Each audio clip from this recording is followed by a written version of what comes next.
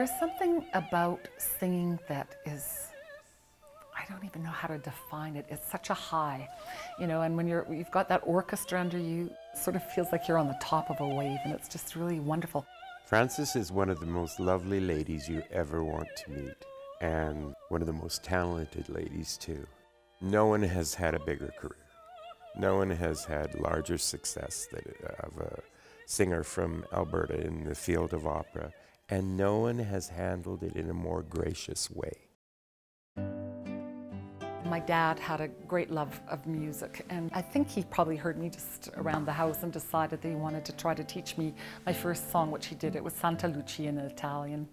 I knew nothing about opera, and of course, way back in the day when I was growing up here, Calgary didn't even have an opera company. I don't think I saw my first opera until I was 19. I'm a very shy person, so I didn't even contemplate that that would be something for me because I didn't think I could act. In my day, there weren't that many of us that were making it off the prairies. There were a few. Of course, we've had very, very fine singers come from Western Canada, but it was still quite unusual. So I would say it was probably after I'd graduated from North Texas State University that I was accepted into the opera school in Toronto, and that's when I first started to really look into what opera was all about and discovered how it spoke to me.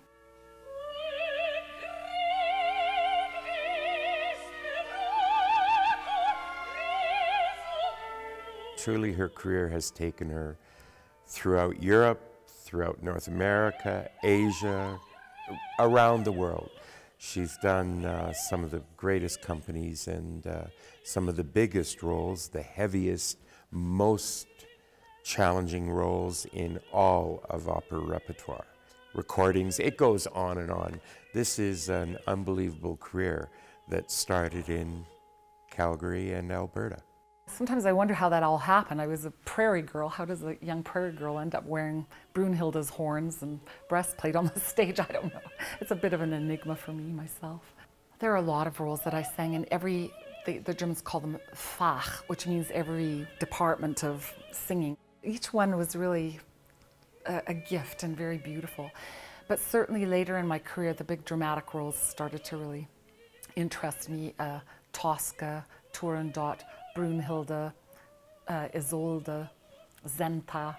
There were lots of them. It took me so many years to find the proper technique for me personally that I really feel strongly that it's my duty to give back to young people, and I really enjoy working with them. They're lovely, you know, so it's a great pleasure for me to be able to give what I've learned. Excellent. Okay, let's take a look at Die Tiefen again. Okay. Remember that that's the point where it goes at the back of the neck. To be humble and achieve that success, and then to want to pass it on, is the key to what Frances can tell us about a great artist.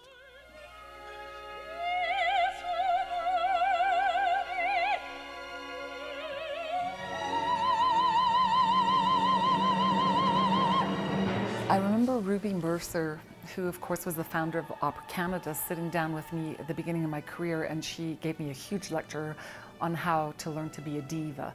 And I don't think I was ever able to really embrace that. It's just not me. So I think it's wrong to try to be something you're not. It's just the pure love of the art form that one strives to do one's best.